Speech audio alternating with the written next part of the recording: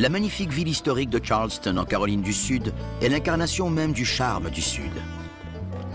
Surnommée la ville sainte en raison de ses nombreuses églises, elle accueille certaines des plus anciennes et des plus riches familles nobles des États-Unis.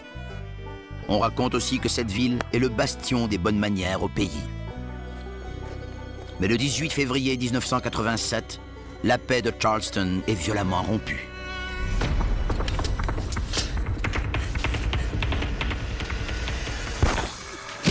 L'ex-mari de Carol Branson veut sa mort.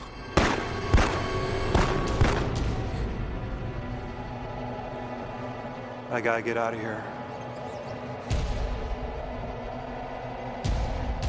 Sa fille Rhonda, traumatisée et troublée, s'inquiète pour son père, mais elle est dévastée par ce qu'il a fait à sa mère.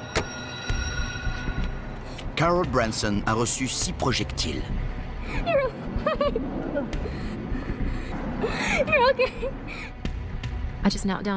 Je me suis agenouillée auprès d'elle pour voir si au moins ses yeux étaient ouverts.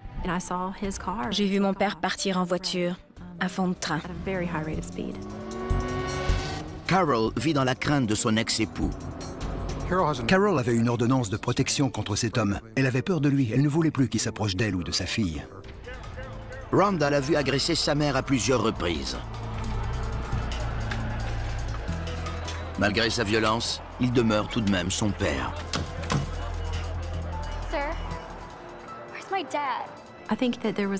Je pense qu'il y avait un homme de grande valeur caché en lui.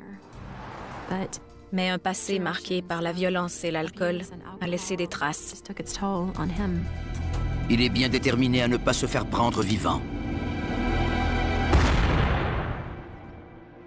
Un enquêteur apporte bientôt l'horrible nouvelle. Il a dit « Ton père est mort, il s'est suicidé. Il s'est tiré une balle dans la tête, il n'est plus là. J'étais une petite fille et c'était mon père. » L'agent l'avise également que sa mère pourrait ne pas s'en sortir. Et ta mère? On ignore si elle s'en sortira. Chacune de ces balles aurait dû la tuer. Il suffit de penser à l'artère fémorale. La perte de sang était importante. Pendant des jours, Carol flotte entre la vie et la mort. Finalement, les médecins parviennent à stabiliser son état. Une semaine après que son monde a basculé, Rhonda a enfin la chance de voir sa mère. Mommy? J'étais étonnée de voir à quel point son corps était enflé. Je me suis dit, oh mon Dieu. Elle ne pouvait pas parler, mais elle voyait, elle pouvait cligner des yeux. I love you, Mommy. Le chemin de la guérison est long et pénible. Carol a perdu l'usage d'un œil. Elle doit travailler pendant des mois avec Rhonda et un physiothérapeute pour retrouver sa mobilité. J'ai pris la responsabilité. C'était ce qu'il fallait faire. Il fallait lui donner son bain, aller à pied au supermarché parce qu'elle ne pouvait pas conduire. 8 longues années plus tard, après s'être remise de la majorité de ses blessures, Carol apprend une nouvelle accablante. Le sang transfusé pour lui sauver la vie était contaminé. Carol a appris qu'elle souffrait d'hépatite C. C'était un autre revers dans sa vie. Encore une autre tragédie. Elle était très amère. Je me souviens qu'elle a dit à un parent, « Je ne peux pas fuir cet homme. Il me tue encore une fois. » Carol refuse de laisser la maladie dicter sa vie. Elle décide de retourner au travail et dégote un emploi au sein du service à la clientèle d'un câbleau-distributeur. Pendant l'été 2000, 13 ans après le jour horrible, le hasard transforme de nouveau sa vie. Elle m'a dit, « Tu ne me croiras pas. » J'ai demandé ce qui se passait. Elle était au travail et elle avait reçu un appel. L'homme s'était nommé. Elle avait dit, « Est-ce que c'est le même Reggie Sumner qui a fréquenté l'école secondaire Garrett en 1962? » Il a répondu que oui. Reggie est le premier amour de Carol. Mon Dieu, elle était comme une fillette. Elle disait que quand Reggie traversait le corridor, toutes les filles chuchotaient sur son passage. Aucun couple n'était aussi mignon et ne méritait autant d'être ensemble. Après toutes ces années, la flamme renaît. Reggie et Carol redeviennent vite amoureux. Elle avait retrouvé ses 16 ans. À leur premier rendez-vous, ils ont repris là où ils avaient laissé, dans les corridors de l'école. Ils se croisaient, se dévoraient des yeux. Ils étaient de retour en 1962.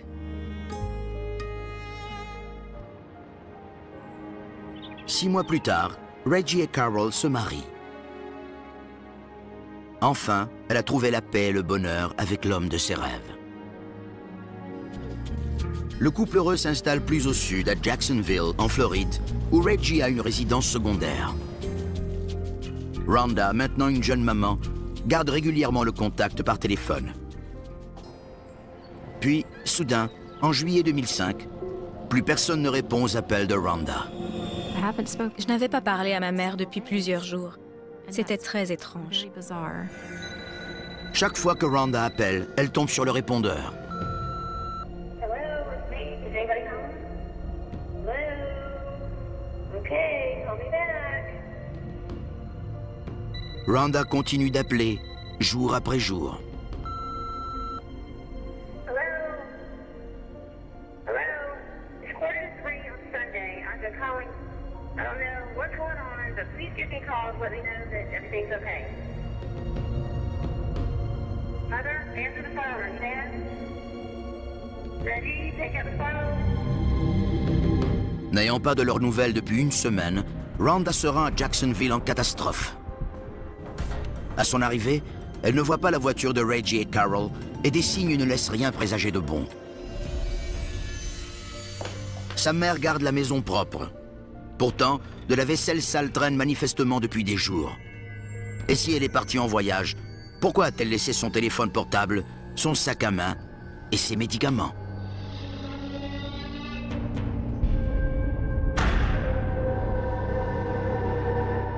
Mais ce n'est pas tout. Ils n'auraient jamais laissé Mikey. Elle l'amenait partout. En voyant que ses effets personnels et que le chien était là, j'ai tout de suite su que quelque chose clochait. Rhonda rapporte leur disparition aux policiers et se rend ensuite à une station de télévision locale où la mystérieuse disparition de Reggie et Carol fait rapidement la une.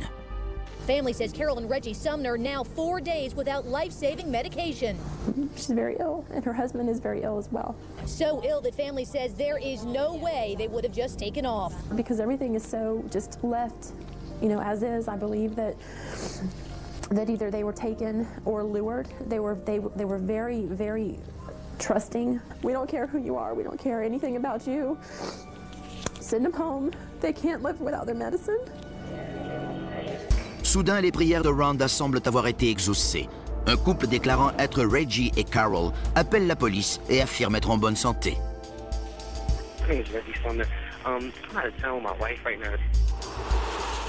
Mais l'enquête est loin d'être terminée. En réalité, elle ne fait que commencer. Ce que Rhonda et les policiers découvriront bientôt est si atroce et si terrifiant qu'ils en resteront marqués à jamais. À Jacksonville, en Floride, Rhonda Alford crée une tempête médiatique pour attirer l'attention du public. I believe that either they were taken or lured. Elle espère de tout cœur que quelqu'un sait ce qui est arrivé à sa mère, Carol, et à son beau-père, Reggie, qui manque maintenant à l'appel depuis une semaine. Rhonda commence à imaginer le pire. J'imaginais qu'on les avait enlevés pour l'argent. Peut-être conduits jusqu'à un guichet pour retirer l'argent et qu'on les avait ensuite abandonnés dans un bois. Ils étaient quelque part, quelqu'un les détenait. Et je voulais seulement les retrouver. La vision de Rhonda devient prophétique quand les policiers découvrent que quelqu'un utilise leur carte bancaire. Des retraits ont été effectués à Jacksonville, dans le nord de la Floride, et maintenant à Charleston, en Caroline du Sud, là où ils vivaient auparavant. Le bureau du shérif de Jacksonville nous a appris qu'un couple de personnes âgées était porté disparu et que leur carte bancaire avait été utilisée dans un hôtel du coin. Les banques fournissent aux policiers les photos prises par les caméras de surveillance des guichets qui montrent un jeune homme retirant de l'argent du compte bancaire de Sumner. Cet homme n'est certainement pas Reggie Sumner. Tout ce qu'on savait, c'était que des gens qui devaient être chez eux qui pouvait difficilement se déplacer, étaient portés disparus. Maintenant, un homme dans la vingtaine accédait à leur compte bancaire. Les inquiétudes grandissent quand on retrouve la Lincoln Town Car des Sumner dans le comté de Baker, en Floride, à 1 heure de leur résidence de Jacksonville. Elle était garée dans un secteur isolé sur une route de terre presque au bout du chemin. La batterie avait disparu. Quand on a ouvert le coffre, on a trouvé 4 pelles et du ruban à conduit. Ça m'a porté à croire qu'on avait affaire à un acte suspect. Je m'inquiétais de l'endroit où les Sumner pouvaient se trouver et de ce qui pouvait leur être arrivé. Le dossier évolue de minute en minute et l'enquêteur Mitchum reçoit des nouvelles surprenantes. Un répartiteur m'a appelé pour me dire qu'on avait reçu un appel d'une personne disant être Reggie Sumner.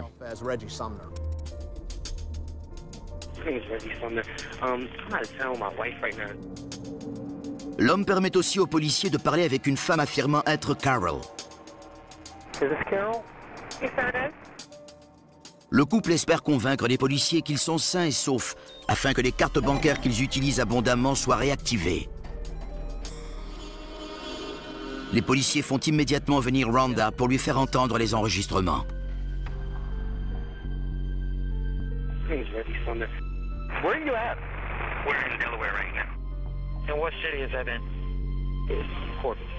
Corpus, Delaware? Yes, sir. Mais il n'existe pas de Corpus dans le Delaware. Is this Carol? Yes, sir, it is. Okay, this is Detective Meacham with the Sheriff's Office. How are you doing tonight? I was sleeping. I understand. I understand that you may have some health problems. Mm-hmm. Okay, any other problems? I'm really tired right now. That's not my mom. And that's not Reggie. Fait troublant, les interlocuteurs semblent tout savoir sur le couple disparu. What kind of problems she have?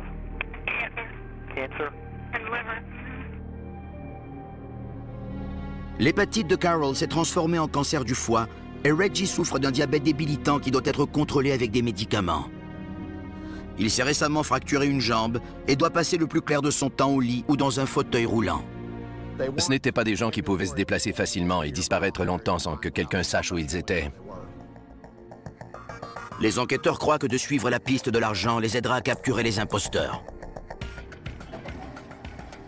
J'ai appelé la coopérative de crédit et leur ai demandé de réactiver les cartes. Ainsi, si les suspects étaient dans le coin, on pourrait suivre leurs déplacements grâce aux transactions faites avec les cartes des victimes. Les policiers retracent le numéro du téléphone portable utilisé par l'homme disant être Reggie. On a découvert qu'il était inscrit sous un faux nom avec une fausse adresse. Il avait été utilisé en Caroline du Sud, dans le secteur de Charleston. Un des numéros composés est celui d'une agence de location de voitures de Charleston, à qui il manque une voiture sport argentée. On a découvert que l'agence avait 2 voitures comme celle-là et que l'une d'elles n'avait pas été retournée. Sur le contrat, la voiture avait été louée à Tiffany Cole. Les policiers apprennent que Tiffany Cole était une voisine des Sumner à l'époque où ils vivaient en Caroline du Sud. Ces derniers avaient été bons et généreux envers leur voisine. Elle leur avait acheté un véhicule et leur avait donné une partie de l'argent, pas la totalité. Cole est une décrocheuse qui a eu une vie difficile. Son père était en prison quand sa mère célibataire de 16 ans a accouché d'elle. Puisque son père est en prison pendant une partie des années critiques de son développement, elle n'a pas eu la chance de créer un lien et d'avoir une interrelation avec une personne dont le rôle aurait dû être de la protéger et de l'aider à se frayer un chemin dans la vie. Cole est plutôt élevée par un beau-père qui aime être cruel avec elle. Si cruel qu'il lance un chiot contre un mur sous ses yeux, lui cassant le cou. Dans cette situation, elle a probablement enregistré 3 messages importants.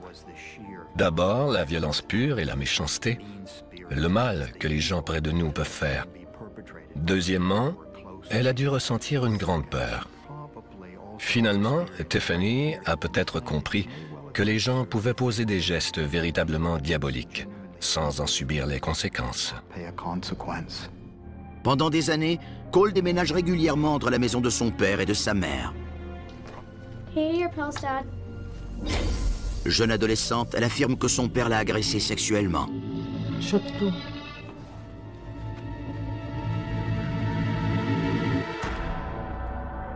Elle se tourne vers l'alcool et les drogues pour soulager sa douleur psychologique. Tiffany semble avoir une dernière chance de vivre une relation chaleureuse et aimante quand elle s'éprend d'un jeune homme qui souffre d'épilepsie. I'm sorry, it's not gonna work out. What do you mean? I'm sorry. Il lui brise le cœur et renforce sa croyance. Elle doit s'attendre à être maltraitée et abandonnée par les hommes. En mai 2005, Tiffany Cole cherche désespérément quelqu'un qui l'aimera. Soudain, elle croit avoir trouvé cette personne. Michael Jackson est également immédiatement attiré par Tiffany Cole. Ils deviennent rapidement amants et se droguent ensemble. En Michael Jackson, Tiffany a probablement trouvé quelqu'un qui parle son langage, le langage de ceux qui établissent leurs propres règles.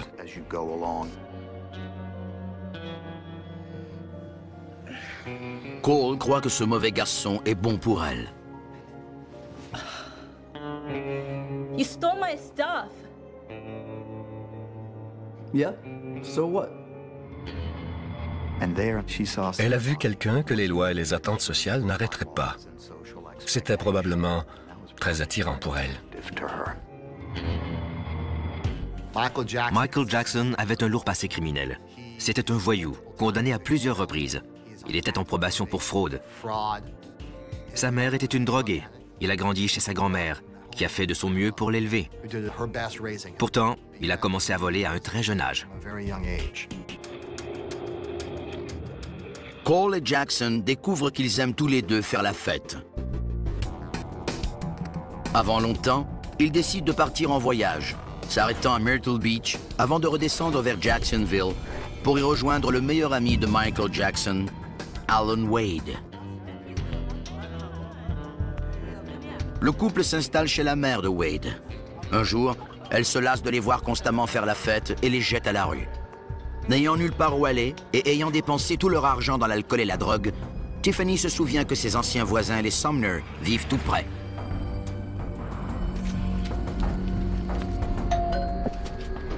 They look like they're home. Oh, they are. Hello. Oh, Tiffany, what a great surprise. Yes, this is my boyfriend, Michael. Hi, Michael. I'm Carol. It's nice to meet you. We got kicked out of our friend's house. Oh, no. Well, then you just must stay with us. Really? Oh, yes, Reg, you'll be so excited. Come on in.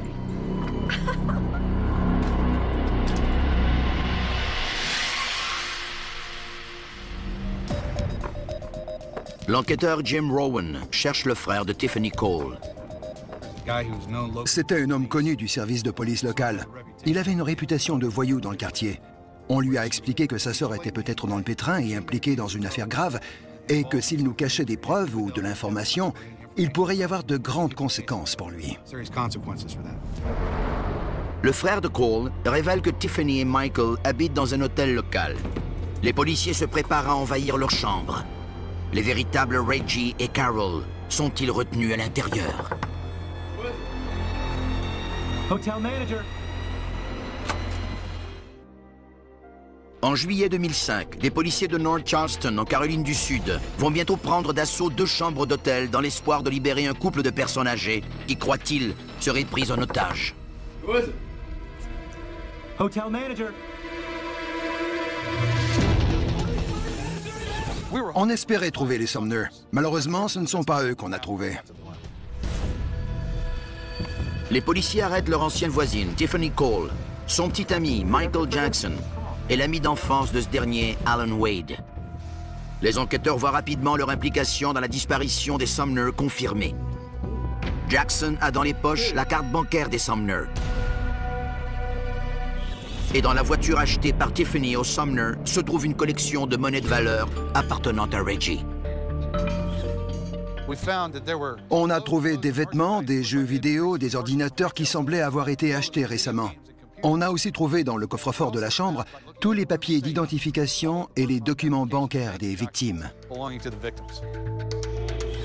Il y a même un chèque de 8 000 $ provenant du compte conjoint du couple à l'ordre d'Alan Wade. Mais où sont les Sumner?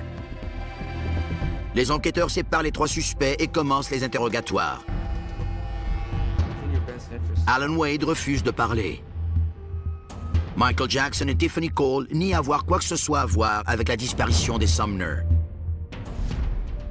Mais sous la pression intense, Cole commence à raconter ce qui est arrivé quand son petit ami et elle ont été accueillis par les Sumner. We've really enjoyed it. We're lucky. We don't really have any worries. And the only thing that was worrying us was selling that old house, but we just sold it, and we did pretty well. Yeah. We actually made a profit of $99,000. Wow, that's amazing. All safely tucked away in the bank. I'm so happy for you. We're just gonna... Elle m'a dit que ça ne devait être qu'un vol pour obtenir de l'information et de l'argent. Was anybody else there? Yeah. Who? Well, Bruce. Bruce. On a donc parlé à Alan. Il ne nous a donné pratiquement aucune information, mais j'ai posé des questions de base pour savoir qui il connaissait à Jacksonville ou à McLeany, où il habitait. J'ai demandé s'il avait de la famille ou des amis là-bas. Il nous a dit que son cousin Bruce Nixon vivait là. Bruce Nixon, 18 ans, vit près de l'endroit où la voiture des Sumner a été retrouvée. Il n'a pas de dossier criminel. Les policiers en savent donc peu sur lui. Mais ils le retrouvent rapidement.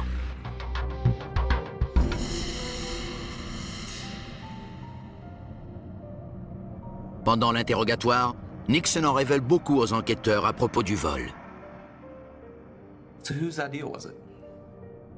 It was Mikey's. All right, guys, we have a great plan. Il dit que les 4 jeunes se sont réunis. Jackson dirigeait la rencontre. Il débordait d'idées pour enlever et terroriser les Sumner. Michael Jackson était le chef. Il était le leader. Et il avait la capacité de persuader les autres de s'unir et d'embarquer dans son plan. We also need a place where we can take them and scare the crap out of them. You're from around. What do you suggest? You're from around here. Well, come on, man. We need a place. I know a place. Where do you want to go? Tomorrow night. Let's do it. Tomorrow night? Tomorrow night. All right, why not today? Let's do tomorrow night. Tomorrow night. We gotta plan it right. Nixon amène le groupe dans un coin isolé de l'État voisin, la Géorgie. Là, il prévoit effrayer les Sumner en les menaçant de les enterrer vivants.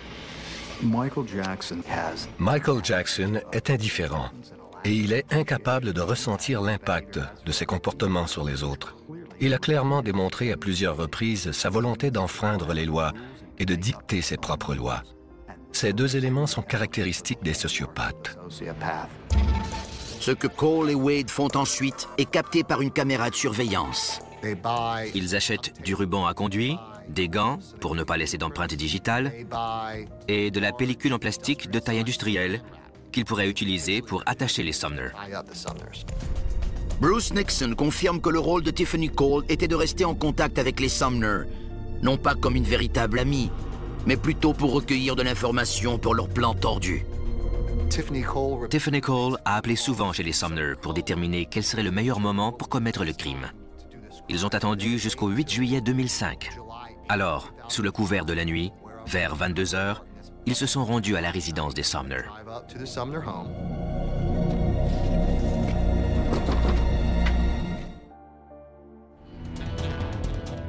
Des enquêteurs à la recherche d'un couple disparu de Jacksonville, en Floride, ont arrêté 4 suspects.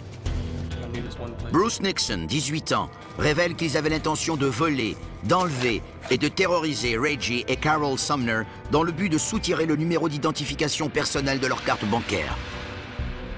Son cousin Alan Wade et lui ont profité de la nature confiante de Carol. Yes. Hi, our car broke down and we were wondering if we could use your phone. Well, of course you can. Come on in.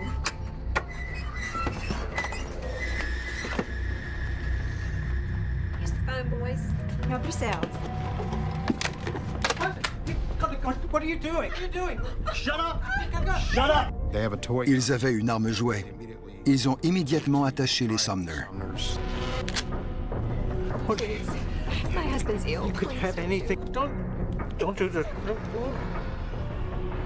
You won't be more. What are you doing? Just a little dog. Just for a little. Hi, man. Watch him. I'm gonna go watch the house. Ils ont commencé à chercher des biens dans la maison. Pendant ce temps, leur chef Michael Jackson et sa petite amie Tiffany Cole, ancienne voisine des Sumner, attendent à l'extérieur. Ils ont récemment passé la nuit chez le couple et ont appris qu'ils avaient encaissé 99 000 $ grâce à la vente d'une maison. Ils reçoivent un message texte confirmant que tout se passe comme prévu. Ils ont appelé Michael et il est venu les aider à trouver ce qu'ils cherchaient, soit les cartes bancaires et l'argent.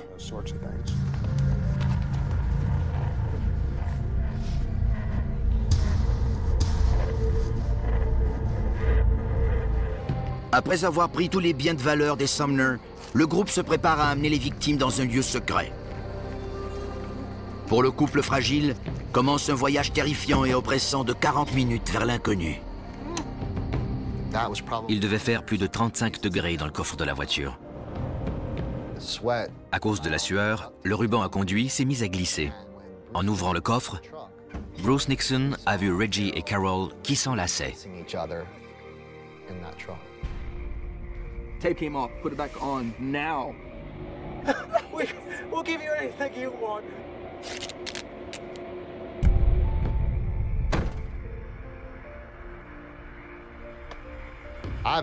Je n'ai jamais vu un crime prémédité s'en prenant à des victimes aussi vulnérables et démontrant autant de mépris pour la vie humaine.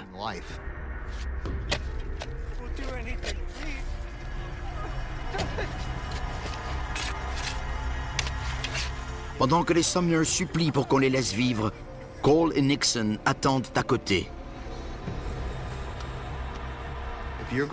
Si on veut retirer 100 000 $ du compte bancaire d'une personne et qu'on le fait avec une carte bancaire, il faudra un bon moment pour vider le compte. La seule façon de mener ce crime à bien était de s'approprier l'identité des Sumner. La seule façon de s'approprier l'identité des Sumner, c'était en s'assurant qu'ils n'étaient pas là pour rapporter le crime. Give us the PIN number, or you are going to die here tonight. 5, 1, 6. Jackson obtient toute l'information dont il a besoin. Il se montre tout de même impitoyable et demande à Alan Wade de l'aider à enterrer les Sumner vivants. Il faut être diabolique pour poser un tel geste. C'est un couple âgé, des gens généreux. Ils n'auraient fait de mal à personne. Ils leur auraient probablement donné l'argent s'ils l'avaient demandé, mais ils ne l'ont pas fait. Ils les ont mis dans un trou et les ont enterrés vivants pour avoir leur numéro bancaire et leur argent. C'est barbare. Pour les enterrer vivants, ils devaient s'être complètement déconnectés au plan émotif de l'expérience atroce que vivaient leurs victimes et s'être concentrés sur leurs tâches en s'imaginant simplement en train de commander un repas. Je ne peux m'imaginer la terreur que les Sumner ont dû ressentir dès le début de ce drame, mais surtout quand ils sont arrivés dans ce lieu et qu'ils ont compris ce qui leur arriverait. Reggie voyait l'amour de sa vie se faire enterrer vivante. Carol voyait la même chose. Ils étaient tous les deux impuissants. Selon moi, c'est une des pires façons de mourir. Tout ce qui occupe l'esprit des meurtriers, c'est de se débarrasser des preuves et commencer à encaisser les profits de leur crime infâme. We're good.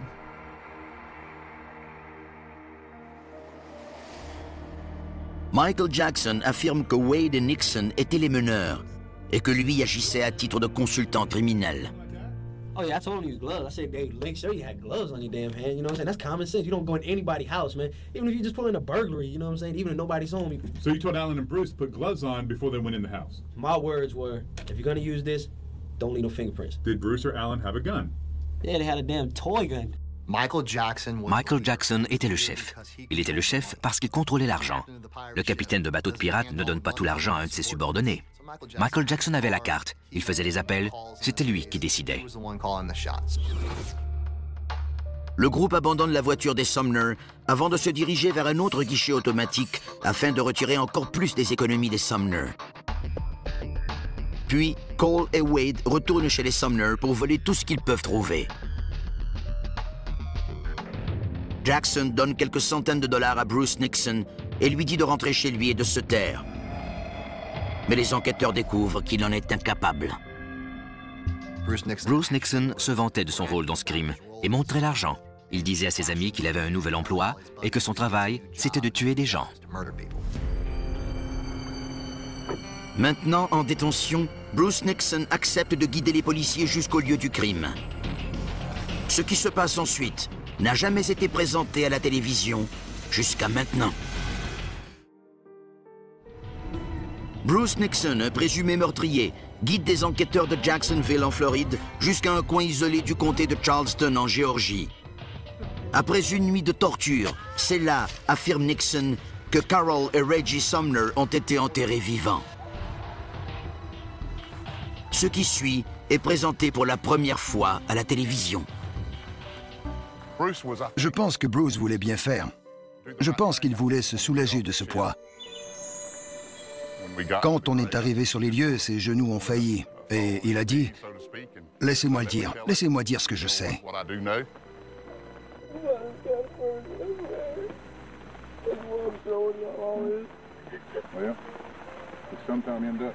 In the wrong places at the wrong time, but you know, you've done the right thing.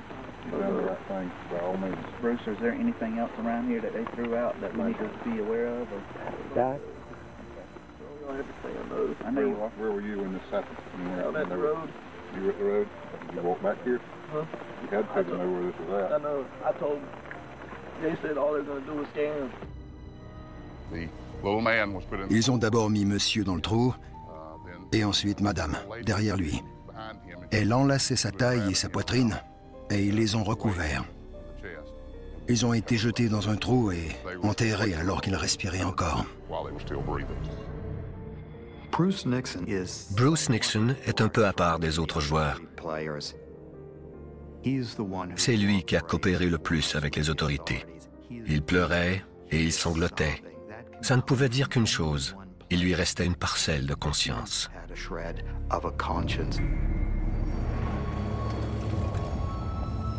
Le lendemain, les enquêteurs viennent récupérer les corps. Plusieurs agents de plusieurs services sont venus aider à sortir les Sumner. Le site était si grand qu'ils ont commencé par pelleter jusqu'à ce qu'ils localisent les corps. Ils ont fini par faire venir une pelle rétrocaveuse. Quand ils sont arrivés au niveau où se trouvaient les Sumner, ils ont vu le ruban à conduit.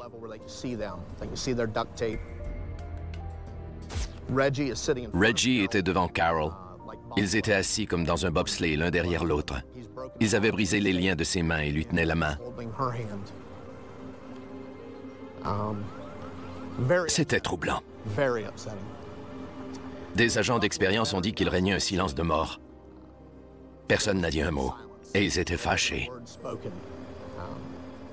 Très fâchés. Je suis arrivé environ au moment où ils ont pu sortir les Sumner. J'arrivais de Caroline du Sud. C'est probablement l'une des scènes les plus dures que j'ai vues. J'ai passé les 10 dernières années aux homicides. C'était à fendre le cœur. L'autopsie révèle que le couple est mort dans des souffrances atroces. On a jeté la terre une pelletée à la fois. Il y en avait d'abord à la hauteur des jambes, puis de la taille. Tandis que la terre montait à la hauteur de la cage thoracique, ils ont commencé à avoir du mal à respirer, à amener de l'air jusqu'à leurs organes. Malgré le fait qu'ils ne pouvaient pas respirer, leur bouche et leur nez étaient ouverts. Ils essayaient de respirer. Ils inhalaient la terre qui les entourait. Le pathologiste a trouvé de la terre dans les voies aériennes et l'œsophage, soit le conduit pour l'alimentation. Alors ils étaient vivants. C'est la mort la plus horrible que j'ai vue ou dont j'ai entendu parler. Je n'ai jamais rien vu de pareil. Effroyable, c'est la seule façon de décrire la mort pénible qu'ont connue ces deux personnes.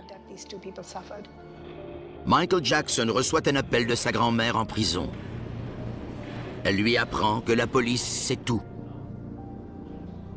Michael, listen to me and don't say a word. You're in the newspaper, all over the newspaper, yesterday and today. For what? Murder. What? Murder. Bodies ID'd as former South Carolina couple, James and Carol Sumner, Bail was denied for 18-year-old Bruce Nixon of Florida, who was arrested and charged with murder, home invasion, robbery, and kidnapping. He took him to the grave site and everything. Oh my God, man. Are you kidding me? It's right here in today's paper. You took them to that spot? Because you showed them where the spot was at. Yes, dear. Bruce just killed us all. Les 4 suspects sont accusés des meurtres prémédités de Reggie et Carol Sumner. La priorité était de faire condamner Michael Jackson à la peine de mort. Il était le chef. Évidemment, dans le cas de 2 personnes enterrées vivantes avec préméditation, la peine capitale semblait justifiée pour les 4 suspects. On conclut une entente avec Bruce Nixon, qui a conduit les policiers sur les lieux et leur a tout raconté. Pendant le procès, le jury est forcé de regarder toutes les preuves effroyables. On pouvait lire sur leur visage l'angoisse profonde qu'ils ressentaient à devoir écouter et regarder les preuves. Ça a été très difficile pour eux de rester jusqu'au bout. Nixon est le témoin clé du procureur. Il témoigne contre ses 3 acolytes qui sont tous accusés des 2 meurtres. Alan Wade refuse de témoigner et est reconnu coupable.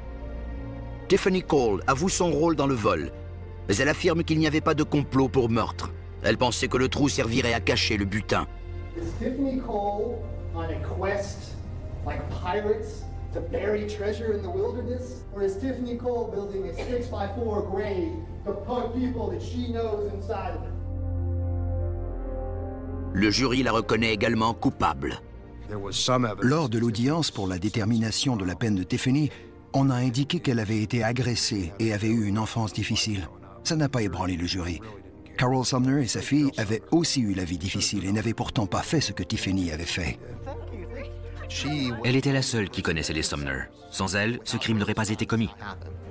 Michael Jackson dit qu'il avait planifié le vol, mais il accuse Wade et Nixon d'avoir enterré les Sumner. Le jury apprend qu'il avait d'abord envisagé une façon plus rapide de tuer le couple. Le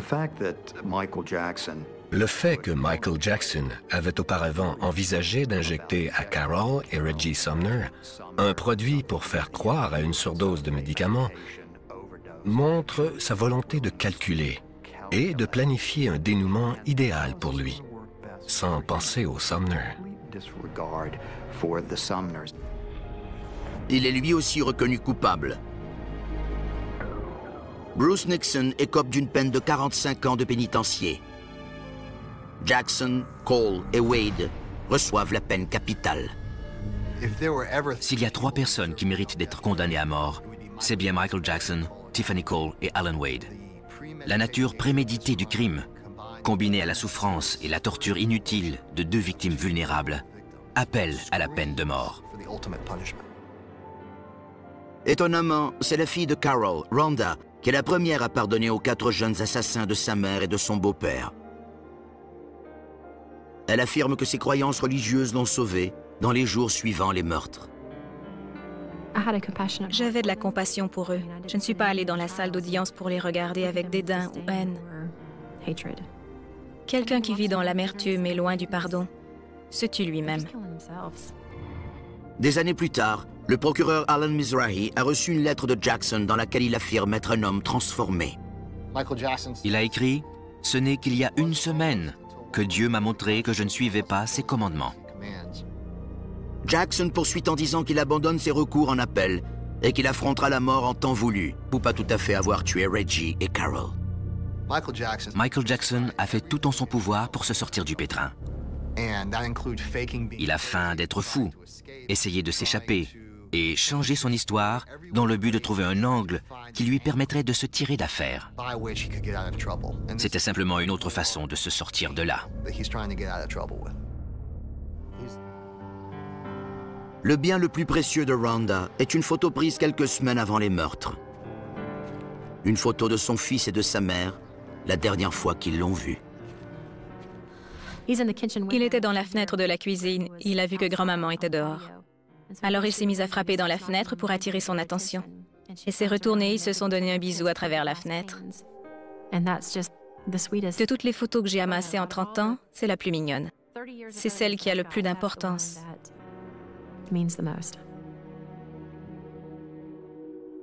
On ne voit pas son visage, mais ce n'est pas grave.